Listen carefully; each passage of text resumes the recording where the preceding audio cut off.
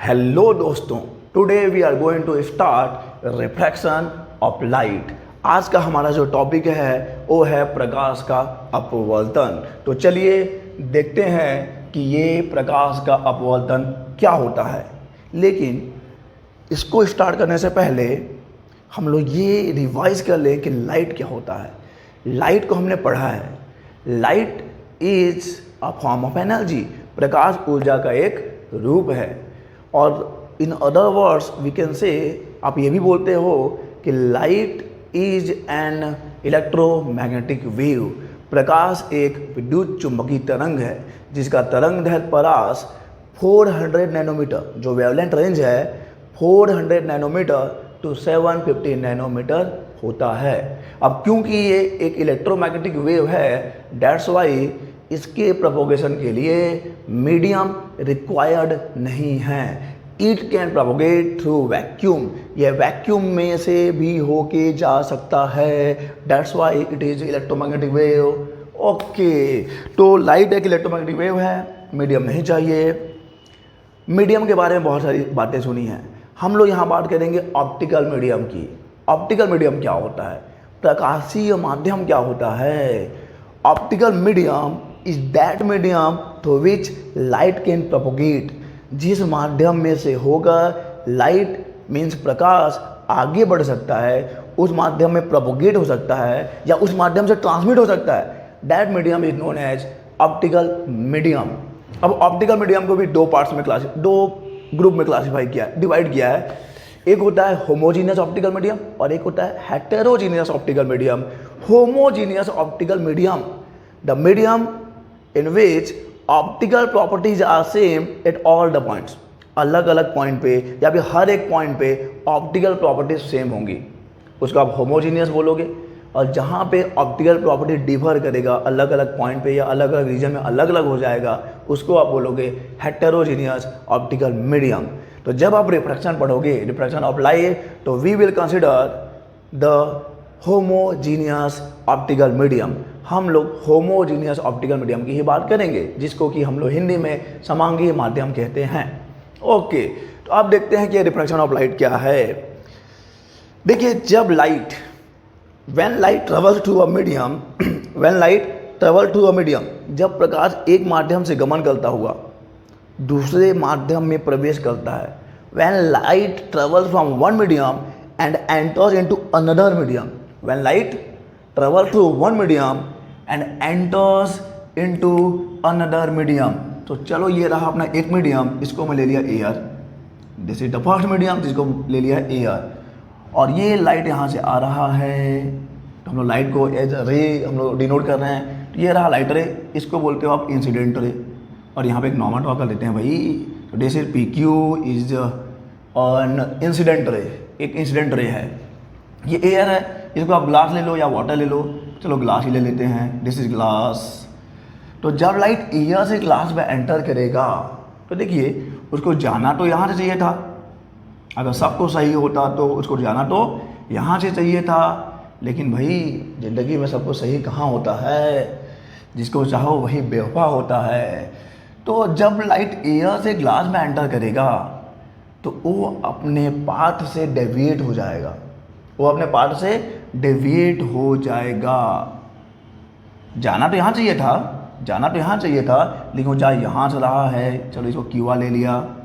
Okay, इसको बोलते हैं incident ray, P Q is incident रे, पी क्यू इज इंसिडेंट रे, incident ray and Q R is refracted रे, रिफ्रैक्टेड रे। ठीक है, इंसिडेंट रे है, रिफ्रैक्टेड रे। लेकिन सर ये रिफ्रैक्शन क्या होता है, यही तो बता रहे हैं आपको। जब लाइट एक माध्यम से दूसरे माध्यम में प्रवेश करता है तो वह अपने मार्ग से भटक जाता है, गुमराह हो जाता है। When light enters from one medium to another medium, then it deviates from its path. And this phenomenon is known as refraction of light. एक बार फिर सुनिए कि जब प्रकाश एक माध्यम से दूसरे माध्यम में गमन करता है तो वह अपने मार्ग से भटक जाता है, और इसी घटना को प्रकाश का अपवर्तन कहते हैं। यही incident known as refraction of light. The deviation of light when light enters from one medium to another medium, उसी मीडियम में नहीं, हम लोग जानते हैं भाई light travels in a straight path, light एक स्ट्रेट पाथ में ट्रेवल करता है किसी एक मीडियम में, लेकिन जब वो दूसरे मीडियम एंटर करेगा देन इट विल डेविएट, तब वो डेविएट हो जाएगा, और इसी डेविएशन का नाम है रिफ्रैक्शन ऑफ लाइट। ओके, तो आई थिंक कि आपको रिफ्रैक्शन ऑफ लाइट तो क्लियर है, refraction of light. Okay, this is incident ray, refracted रे, तो ऑब्वियस ही बात है इसको आप बोलोगे आई, एंगल ऑफ इंसिडेंस, और इसको बोलोगे आप angle of refraction, angle of incidence, angle of refraction, आपतन कोण, अपवर्तन कोण, आपतन कोण, और ये हो जाएगा आपका अपवर्तन कोण। ठीक है, लेकिन यहाँ पे बात ये है कि भटकना ही था जब उसको, सुनना, जब भटकना ही था उसको, लाइट रे को, किरण को जब भटकना ही था, तो ये साला इधर ही क्यों आई, ये इधर ही क्यों आई, ये इस नॉर्मल की ओर ही क्यों बेंड हुई है? भटकने को तो ये इधर भी भटक सकती थी, अब भैया भटकना ही है, डेविएट होना है तो उधर भी जा सकते थे आप, इस केस में आप इधर ही क्यों आए? चलिए इसका जवाब ढूंढते हैं। इसका जवाब आपको तब मिलेगा जब आपको पता होगा टाइप्स ऑफ मीडियम्स। तो यहाँ पे हम लोग दो टाइप्स के मीडियम की बात करेंगे, दो टाइप्स के मीडियम की बात करेंगे। हम लोग यहाँ बात कर रहे हैं kinds of medium, kinds of medium. ठीक है, number one is known as rare medium, rare भी बोल सकते हो, रेयर मीडियम, और एक हो जाएगा आपका डेंसर मीडियम। कौन सा medium? Hindi medium, English medium, Hindi medium, English medium नहीं है भाई, ये है rare medium and denser medium. तो ये रेयर मीडियम क्या होगा, नाम से ही है। अच्छा हिंदी में समझ लो, हिंदी में तो पूरा स्पष्ट ही हो जाता है। अरे साला गया कहाँ, यहाँ पे है। रेयर मीडियम को बोलोगे आप विरल माध्यम, विरल माध्यम, और डेंसर मीडियम को बोलते हैं सघन माध्यम, सघन। अरे भाई घन मतलब घना, तो ये घना माध्यम है, घना है, डेंस है, ये विरल है, विरल मतलब जानते ही हो भाई, रेयर मीडियम हो जाएगा ये। तो देखो यहाँ पे अब आपको एक चीज़ क्लियर होना चाहिए, हम लोग यहाँ पे एक टर्म यूज़ करेंगे ऑप्टिकल डेंसिटी, ऑप्टिकल डेंसिटी। ये ऑप्टिकल डेंसिटी मास डेंसिटी से अलग है, जिसको सिंपली आप डेंसिटी बोलते हो, सिंपली आप डेंसिटी बोलते हो। ये मास डेंसिटी क्या होता है, that rho is equal to rho density, rho is equal to mass upon volume होता है। Mass density simply density, rho is equal to mass upon volume होता है। It means mass per unit volume, mass per unit volume, कि unit volume में कितना मास है, unit volume में जितना ज़्यादा मास होगा उसकी डेंसिटी उतनी ही ज़्यादा होगी, उतना ही घना होगा। लेकिन यहाँ पे हम लोग ऑप्टिकल डेंसिटी की बात करेंगे। ठीक है, ऑप्टिकल डेंसिटी मास डेंसिटी से अलग है, ये ऑप्टिकल प्रॉपर्टीज पे बेसिस है। ठीक है, तो जिस भी मीडियम का ऑप्टिकल डेंसिटी कम होगा दैट इज रेयर मीडियम, जिस भी ऑप्टिकल मीडियम का ऑप्टिकल डेंसिटी कम होगा उसको आप रेयर मीडियम बोलोगे, और जिस भी मीडियम का ऑप्टिकल डेंसिटी ज़्यादा होगा उसको आप डेंसर मीडियम बोलोगे, उसको आप डेंसर मीडियम बोलोगे। कम होगा ज़्यादा होगा, कम होगा तो रेयर मीडियम, ज़्यादा होगा तो डेंसर मीडियम। कम होगा तो क्या बोलोगे आप, रेयर मीडियम, ज़्यादा होगा तो डेंसर मीडियम। तो क्या जो कम हो हमेशा कम ही रहता है, या जो ज़्यादा हो हमेशा ज़्यादा ही रहता है? क्या ये रेयर मीडियम और डेंसर मीडियम एब्सोल्यूट कॉन्सेप्ट है? नहीं, ये रिलेटिव कॉन्सेप्ट है बच्चा, ये रिलेटिव कॉन्सेप्ट है। रिलेटिव मीन्स किसी के सापेक्ष में देखना होता है। चलिए कंपेयर करें, ये कंपैरेटिव चीज़ है, किसी के रिलेटिव में देखना होता है। जैसे कि चलो मैंने ले लिया एयर और यहाँ ले लिया ग्लास, तो यार एयर का ऑप्टिकल डेंसिटी ग्लास के ऑप्टिकल डेंसिटी के कंपेयर में बहुत कम है। तो इन दोनों में ये रेयर मीडियम हो जाएगा और ये डेंसर मीडियम हो जाएगा। ये रेयर मीडियम और ये डेंसर मीडियम है। लेकिन क्या फिर ग्लास हमेशा डेंस रहेगा? ग्लास हमेशा नहीं। अगर मैं ग्लास और डायमंड की बात करूँ, हीरे की बात करूँ, तो ग्लास यहाँ पे रेयर हो जाएगा और ये यहाँ पे डेंसर हो जाएगा। तो रेयर और डेंसर, सघन और विरल जो है वो एब्सोल्यूट चीज़ नहीं है, ये रिलेटिव चीज़ है, ये कंपैरेटिवली चीज़ है। कंपेयर करिए आप किसी से, ठीक है, जब आप एयर को ग्लास से कंपेयर कर रहे हो तो एयर आपका रेयर मीडियम है और ग्लास आपका डेंसर मीडियम है। लेकिन जब आप ग्लास को डायमंड से कंपेयर करोगे तो क्या हो जाएगा, ग्लास रेयर हो जाएगा और डायमंड आपका डेंसर हो जाएगा। चलिए एक और एग्जांपल देखें। अगर एयर और वाटर को कंपेयर किया, अगर एयर और वाटर कंपेयर किया तो एयर तो रेयर मीडियम है, वाटर डेंसर मीडियम हो जाएगा इस केस में, ठीक है। लेकिन जब इस वाटर को हम लोग ग्लास से कंपेयर करें, इस पेयर ऑफ मीडियम की बात करें, तो यहाँ पे वाटर रेयर मीडियम हो जाएगा और ग्लास डेंसर मीडियम हो जाएगा। लेकिन जब ग्लास को डायमंड से कंपेयर करो आप, तो यहाँ पे ये रेयर मीडियम हो जाएगा और डायमंड डेंसर मीडियम हो जाएगा। ओके, तो यहाँ पे kinds of medium, rare medium and denser medium.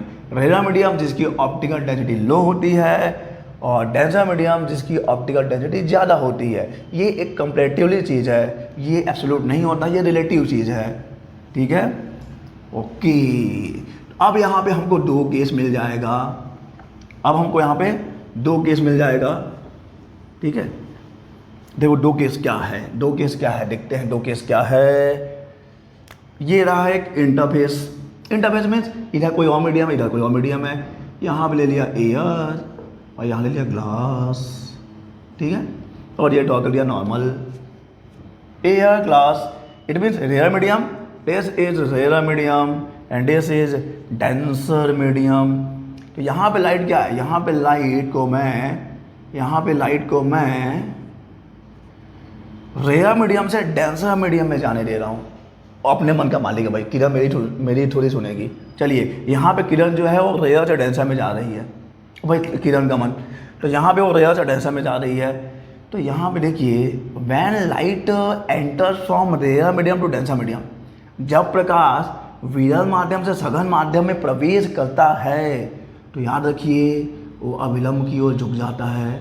When light enters from rare to denser it bends toward normal.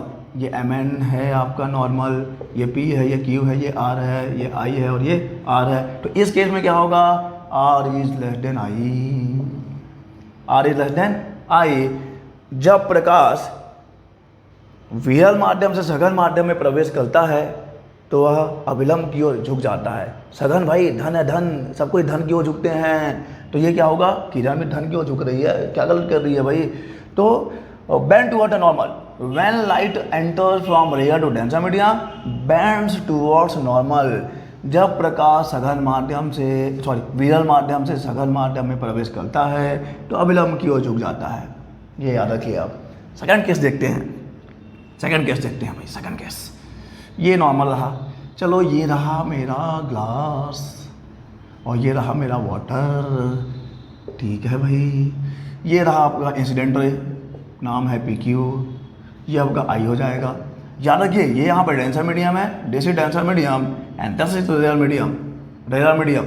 इस केस में क्या होता है, देखो जाना तो इधर चाहिए था यार, सब कुछ सही होता तो, लेकिन सही होता कहाँ है, हो ऐसे जाएगा, हो ऐसे जाएगा, QR रिफ्रैक्टेड रे है।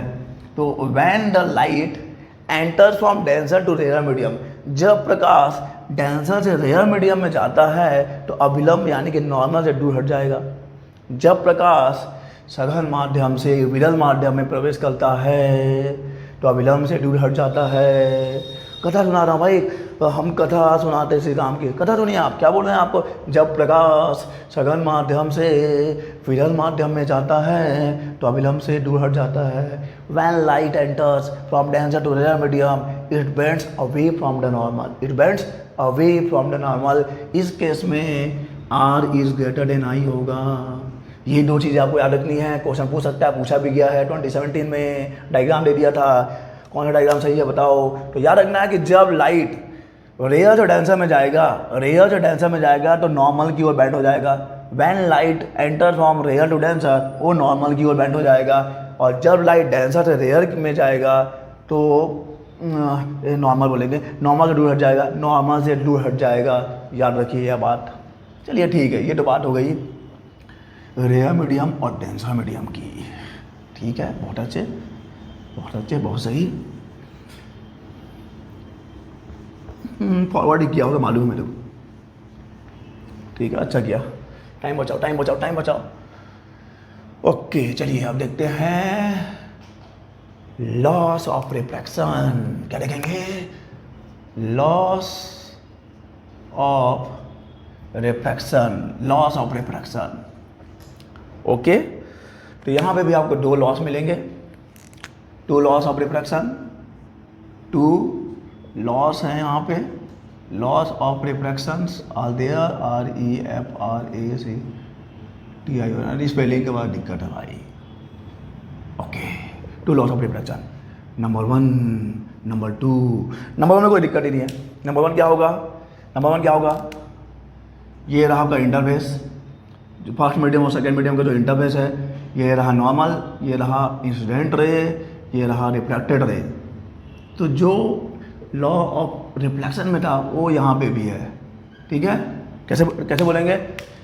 Incident ray, refracted ray and normal. Okay, incident ray, refracted ray and normal at the incident point all lies in the same plane, all lies in the same plane. Incident ray हो गया यानी कि आपतित किरण हो गया, अपवर्तित किरण हो गया और यह विलंब हो गया। ये तीनों के तीनों आपतन बिंदु पर एक ही तल में, एक ही समतल में होते हैं, अलग अलग प्लेन में नहीं होंगे। तो इसी को बोल रहे हो आप, क्या बोल रहे हो भाई? कि incident ray, refracted ray and normal all lies in same plane, all lies in same plane, कोई दिक्कत नहीं है। और अब बात करते हैं सेकेंड लॉ ऑफ रिफ्रैक्शन की, जो कि इंपॉर्टेंट है दोस्त। यहाँ से क्वेश्चंस बनता है, यहाँ से क्वेश्चंस बनता है, क्वेश्चन नहीं बने, क्वेश्चंस बनता है यहाँ से। देखिए, तो पहले एक टर्म समझ लो आप कि ये मोनोक्रोमेटिक लाइट क्या होता है। मोनोक्रोमेटिक लाइट क्या होता है बच्चा? देखो, जो आप वाइट लाइट देखते हो, वाइट लाइट में टोटल कितने? 7 कलर्स होते हैं। White light consist of 7 colours. जो सफ़ेद रोशनी आपको दिखती है उसमें टोटल 7 कलर्स हैं। मोनोक्रोमेटिक लाइट में केवल एक कलर होगा, एक कलर होगा कोई सा भी। इसी को बोले मोनो मीन्स वन यार, मोनो मीन्स एक होता है, मोनो मीन्स एक हो जाएगा। क्रोम, गूगल क्रोम नहीं है, क्रोमेटिक है तो ये लाइट से रिलेटेड है। तो ऐसा लाइट जिसमें केवल एक ही वेवलेंथ हो, केवल एक ही कलर हो, उसको बोलते हैं मोनोक्रोमेटिक लाइट। और अब देखते हैं सेकेंड लॉ ऑफ रिफ्रैक्शन। देखिए, according to second law of refraction, that is, बताएंगे और क्या बोलते हैं उसको, बहुत ही अच्छा नाम है, बहुत ही अच्छा नाम है, मोनोक्रोमेटिक लाइट। जब मोनोक्रोमेटिक लाइट एक मीडियम से दूसरे मीडियम में एंटर करता है, जब मोनोक्रोमेटिक लाइट, ये मोनोक्रोमेटिक लाइट ही है भाई, क्योंकि सिंगल रे लिया है, सिंगल वेवलेंथ लिया है। When monochromatic light enters from one medium to another medium, then ध्यान सुनना, देन हो जाता है the ratio of sine of angle of incidence. इसको क्या बोलेंगे? Sine of angle of incidence, sine of angle of incidence, sine of angle of incidence. The ratio of sine of angle of incidence to sine of angle of refraction is always constant for any two medium, is always constant for any two medium। जब light, monochromatic light एक medium से दूसरे medium में enter करता है, तो किसी भी दो मीडियम के लिए आई यानी कि एंगल ऑफ इंसिडेंस का sine of angle of incidence, sine of angle of incidence, sine of angle of incidence और sine of angle of refraction का रेशियो, किसी भी दो मीडियम की बात कर रहे हैं, मीन्स पेयर ऑफ मीडिया बन जाएगा वहाँ पे, sine I upon sine R, the ratio of sine I and sine R. इसको बोलते हैं sine of angle of incidence to sine of angle of refraction is always constant for any two medium, and this constant is known as refractive index of second medium, refractive index of second medium with respect to first medium, refractive index of second medium with respect to first medium, and it is denoted by 1 mu 2, 1/2 पढ़ने का तरीका है मेरे भाई। 1/2 refractive index of second medium with respect to first medium. जब light क्या होगा, पहले से दूसरे में एंटर करेगा। When light enters from first medium to second medium, when light enters from first medium to second medium, तब ये हो जाएगा refractive index of the second medium with respect to first medium. जब प्रकाश एक माध्यम से दूसरे माध्यम में प्रवेश करेगा, जब प्रकाश एक माध्यम से दूसरे माध्यम में प्रवेश करेगा, तब किन्हीं भी दो माध्यम के लिए आपतन कोण की ज्या और अपवर्तन कोण की ज्या, आपतन कोण की ज्या और अपवर्तन कोण की ज्या का अनुपात नियत रहता है, और इस नियत को बोलते हैं दूसरे माध्यम का अपवर्तनांक पहले माध्यम के सापेक्ष। दूसरे माध्यम का अपवर्तनांक पहले माध्यम के सापेक्ष, दूसरे माध्यम का अपवर्तनांक पहले माध्यम के सापेक्ष। Refractive index of the second medium with respect to first medium, refractive index of the second medium with respect to first medium. और अगर ये ऐसे लिखा हुआ है तो यानी इस केस में क्या होगा, refractive index of the first medium with respect to second medium, refractive index of the first medium with respect to second medium, and this equation is also known as Snell's law. Snell's law है भाई, Snell's law है, ये ही तो Snell's law है, ठीक है। तो loss of refraction, laws of refraction दो है। पहला क्या है, incident ray and refracted ray and normal all lie in the same plane, all lie in the same plane। and second law क्या है, when monochromatic light enters from one medium to another medium, from first medium to second medium, then the ratio of sine of angle of incidence to sine of angle of refraction is always constant for any two medium, and that constant is known as refractive index of the second medium with respect to first medium। And इसको और बोलते हैं Snell's law. इसको और क्या बोला जाता है, स्नेल्स लॉ बोला जाता है। इसी को स्नेल्स लॉ भी बोला जाता है। 1/2 = sin i / sin r। Question पूछा था कि स्नेल्स लॉ किससे रिलेटेड है, तो प्रकाश के अपवर्तन से रिलेटेड है ये। ओके, तो ये हो गया आपका स्नेल्स लॉ, ठीक है। आगे बढ़िए, फॉरवर्ड करिए। आप वीडियो फॉरवर्ड करो यार, आप वीडियो फॉरवर्ड करो, काम की चीज़ पे पहुँचो।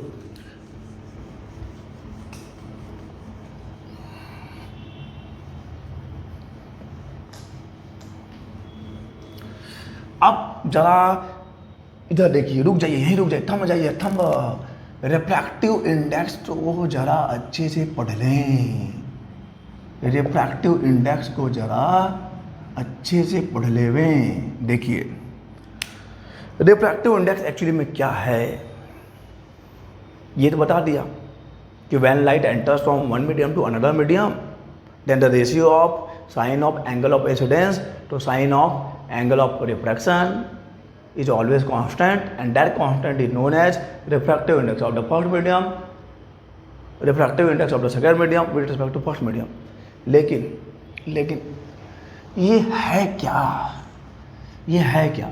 जैसे अगर मैं मास बोलता हूँ that is amount of matter है, वो वेट बोलता हूँ, अगर किसी बॉडी का वेट इतना है तो आपको समझ में आ जाता है कि अर्थ का पुलिंग फोर्स उसके लिए उतना है।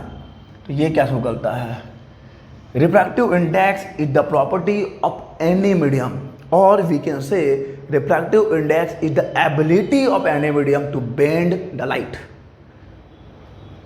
ये क्या है refractive index, यानी कि जो ये माध्यम का जो अपवर्तनांक होता है, प्रकाश को मोड़ने की क्षमता है, उसकी क्षमता को दिखाएगा।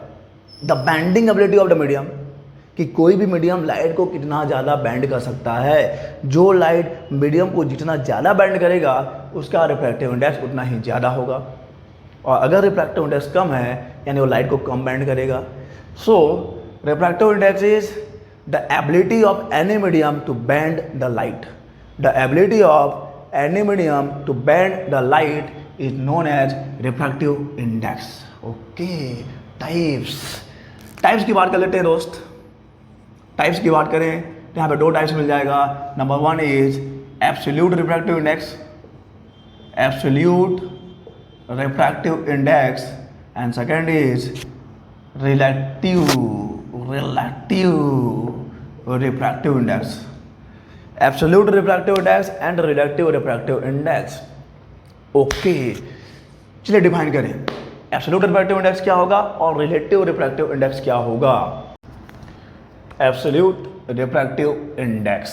ओके, तो चलिए देखते हैं कि ये एब्सोल्यूट रिफ्रैक्टिव इंडेक्स क्या होता है। ओके, ये रहा interface of any two mediums and यहाँ पे कोई सा भी मीडियम है, यहाँ पे कोई सा भी मीडियम है, एनी मीडियम, ये कोई सा भी मीडियम हो सकता है, but it must be vacuum, it must be vacuum. Okay, तो इस केस में क्या होगा, ये मैंने नॉर्मल ड्रॉ कर दिया और ये है आपका incident ray, this is incident ray, this is P and this is Q, और ये है आपका refracted ray, this is I and this is R. Okay, तो यहाँ पे ये है फर्स्ट मीडियम और ये है second medium. First medium must be vacuum, first medium जो है must be vacuum. Second medium कुछ भी हो सकता है, ग्लास, वाटर, अल्कोहल, कुछ भी हो सकता है, लेकिन फर्स्ट मीडियम जो है उसको वैक्यूम ही होना है। ओके, तो देखिए क्या होगा, जब लाइट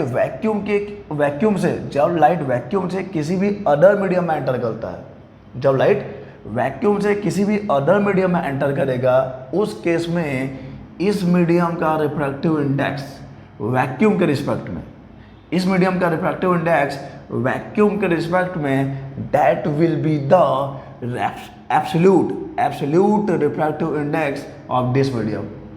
यानी कि किसी भी मीडियम का रिफ्रैक्टिव इंडेक्स वैक्यूम के रिस्पेक्ट में, किसी भी मीडियम का रिफ्रैक्टिव इंडेक्स वैक्यूम के रिस्पेक्ट में, उस मीडियम का एब्सोल्यूट रिफ्रैक्टिव इंडेक्स होता है, एब्सोल्यूट रिफ्रैक्टिव इंडेक्स होता है। ओके, एंड इसको ओनली आपको म्यू से डिनोट करना है। इसका एक फॉर्मूला है, देखिए मैथमेटिकल फॉर्मूला क्या है, ये होता है speed of light in vacuum divided by speed of light in medium. Okay, speed of light in vacuum divided by speed of light in medium, mu is equal to C upon V, where C is the speed of light in the vacuum and, अच्छा C की value क्या होगी, C is equal to 3 into 10⁸ metre per second.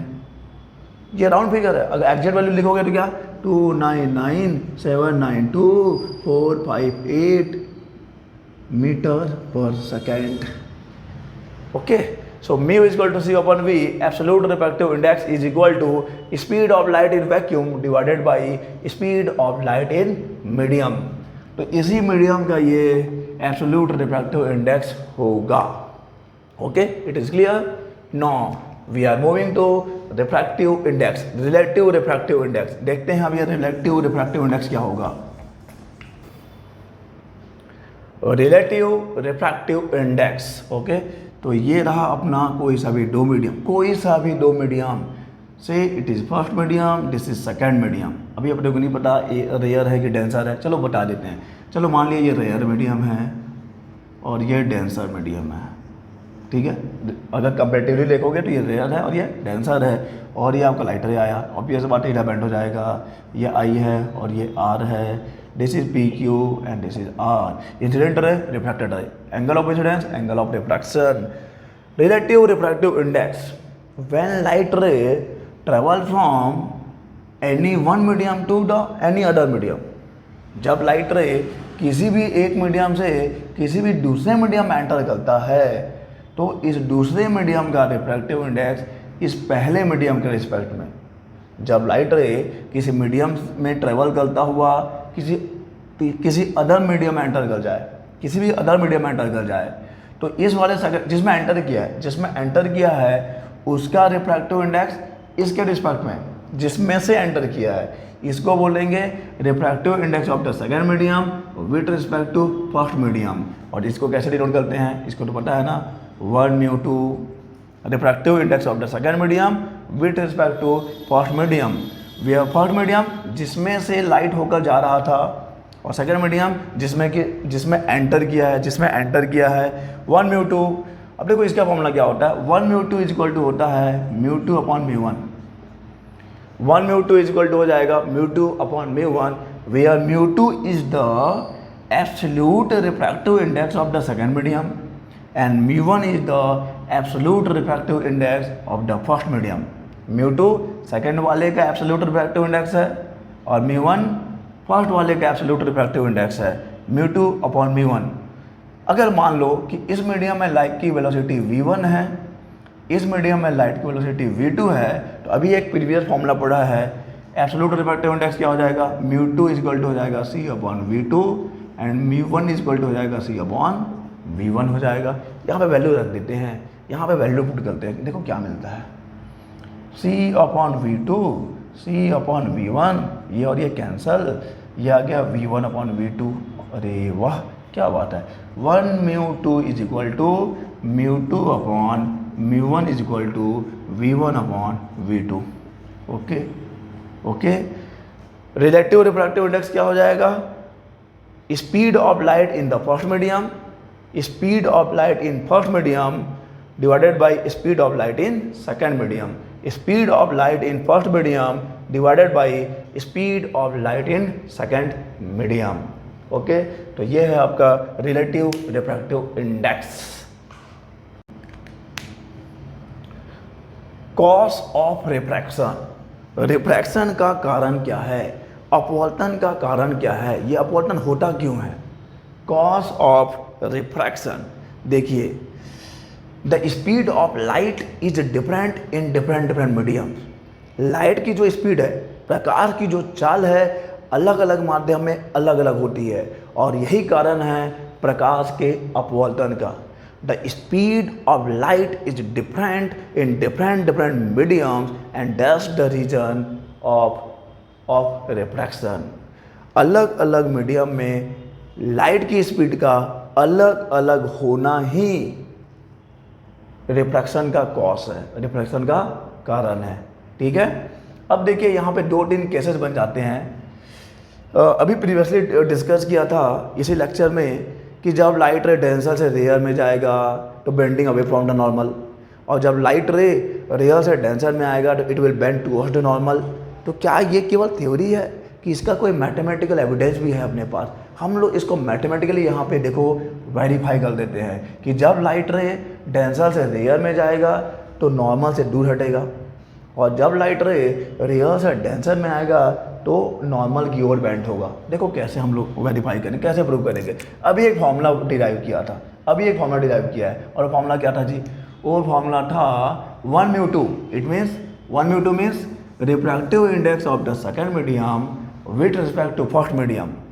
1 mu two is equal to mu two upon mu one, और अगर speed के form में लिखें तो v1 अपॉन v2, और अगर स्नेल्स लॉ लिखें तो sine I upon sine R, sine I upon sine are.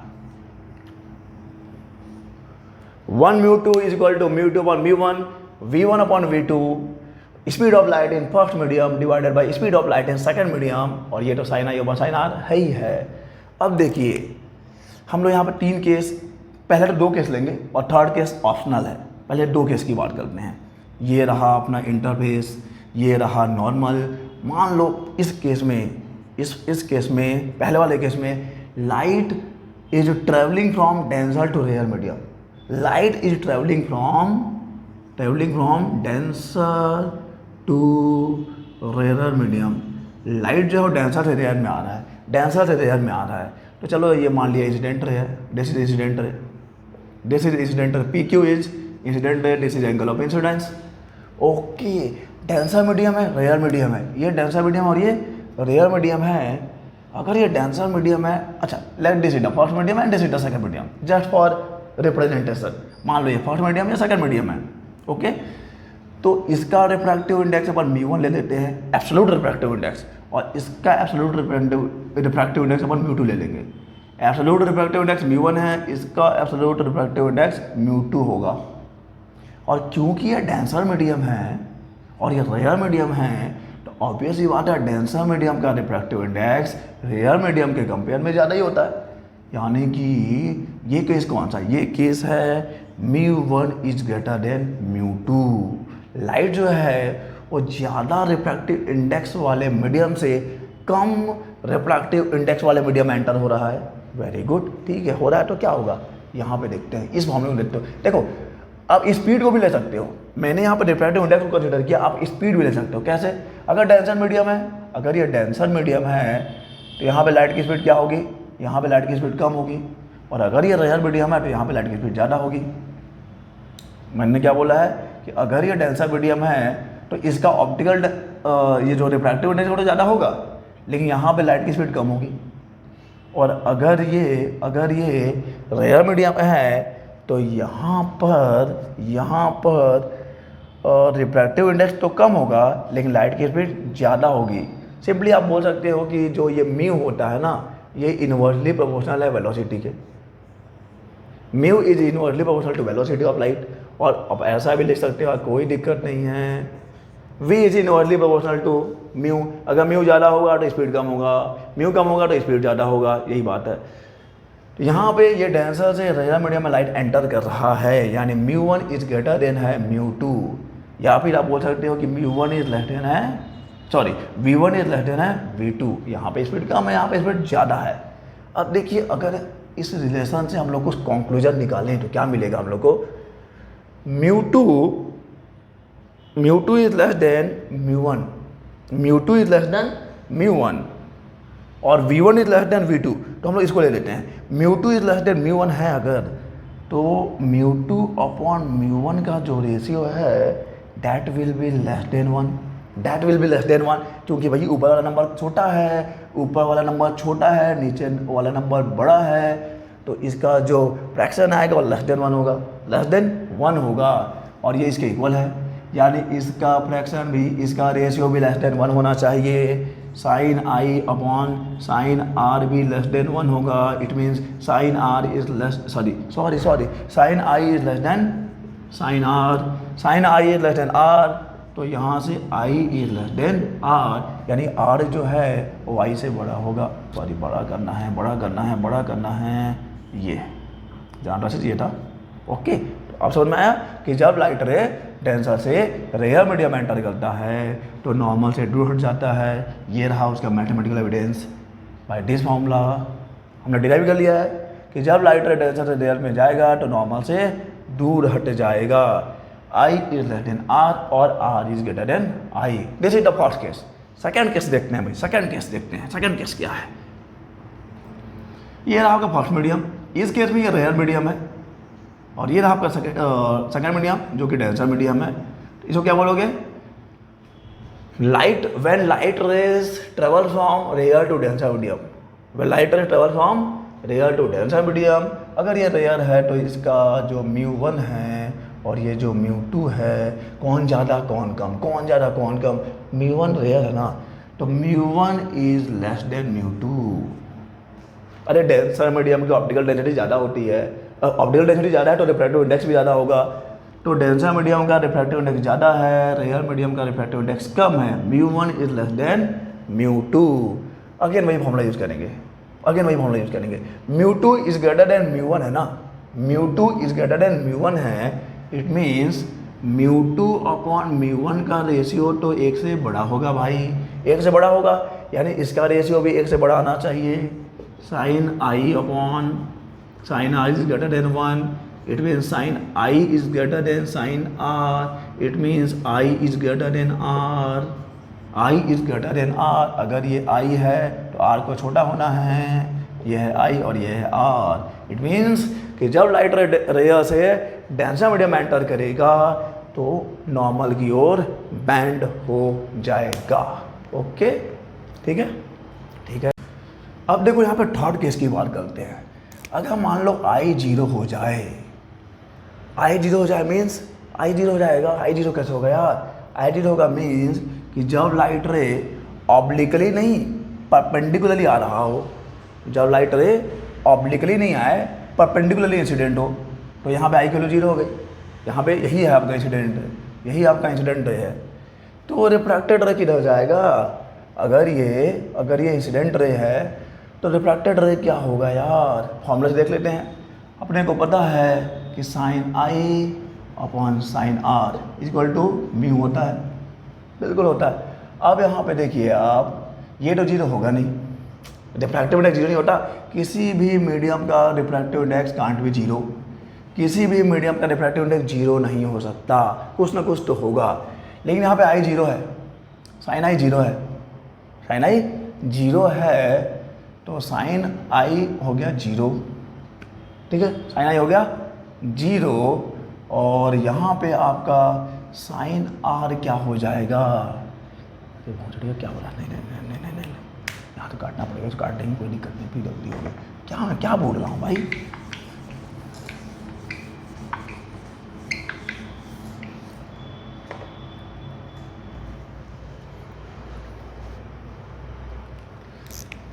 अब देखिए यहाँ पे जो थर्ड केस है, थर्ड केस कि मान लो कि ये है आपका इंटरफेस ऑफ द मीडियम और ये नॉर्मल है, और लाइट रे जो है इसी नॉर्मल के डायरेक्शन में ही इंसिडेंट होता है, लाइट रे जो है इसी नॉर्मल के डायरेक्शन में ही इंसिडेंट हो रहा है। इट मीन्स यहाँ पे आई इज इक्वल टू हो जाएगा zero, incident angle of incidence is zero, angle of incidence is zero, angle of incidence यहाँ पे जीरो है, यानी कि लाइट रे जो है परपेंडिकुलरली इंसिडेंट हो रहा है। तब वो रिफ्रैक्टेड रे क्या होगा, इधर होगा, इधर होगा, किधर जाएगा यार, रिफ्रैक्टेड रे किधर जाएगा। तो देख लिए उसके लिए हम लोग क्या बोलेंगे, वी नो डैट कि म्यू इज इक्वल टू होता है sine I upon sine R होता है। इसको 1 म्यू टू भी बोल सकते हो, 1 mu two refractive index of the second medium with respect to first medium, relative refractive index 1 mu two is equal to sine I upon sine R. Okay, अगर इसको absolute के फॉर्म में लिखें तो ये हो जाएगा mu two upon mu one is equal to sine I upon sine R, sine I upon sine R, ठीक है। अब चाहो तो आप इसको क्रॉस मल्टीप्लाई कर दो यार, तो ये हो जाएगा म्यू टू साइन आर और ये हो जाएगा म्यू वन साइन आई, ठीक है। Sine I, I zero, I is zero, it means sine I is also zero, sine I is also zero, I zero, so sine I is also zero, तो ये पूरा term zero मिलता है आपको, यानी इसको भी जीरो होना चाहिए तभी तो इक्वल होगा। लेकिन रिफ्रैक्टिव इंडेक्स कांट भी जीरो, किसी भी मीडियम का रिफ्रैक्टिव इंडेक्स जीरो नहीं हो सकता, किसी भी मीडियम का रिफ्रैक्टिव इंडेक्स जीरो हो ही नहीं सकता, मतलब मुश्किल से या मजबूरी में जीरो इसको होना पड़ेगा, sine R must be zero, यानी आर इक्वल टू जीरो, यानी कि क्या यही रिफ्रैक्टेड रे भी है, यही रिफ्रैक्टेड रे भी है। सिंपल सा कंक्लूजन आपका ये है, निष्कर्ष आपने ये निकाला है कि जब लाइट रे परपेंडिकुलर इंसिडेंट होता है, सरफेस के परपेंडिकुलरली इंसिडेंट होगा, तो वहाँ पर लाइट रे का रिफ्लेक्शन नहीं होता है। जब वो नॉर्मल के अलॉन्ग आएगा तो नॉर्मल के अलॉन्ग ही चला भी जाएगा, बिल्कुल सीधा चला जाएगा, उसका रिफ्लेक्शन नहीं होगा, डेविएशन नहीं होगा। Okay, so in today's class आपने क्या क्या देखा है, reflection of light, then laws of refraction and cause of refraction, refractive index beta, absolute refractive index and relative refractive index। तो आज की क्लास में बस इतना ही, आगे की क्लास में हम लोग कंटिन्यू करेंगे। तब तक के लिए हम आपको अलविदा कहेंगे, अलविदा दोस्तों।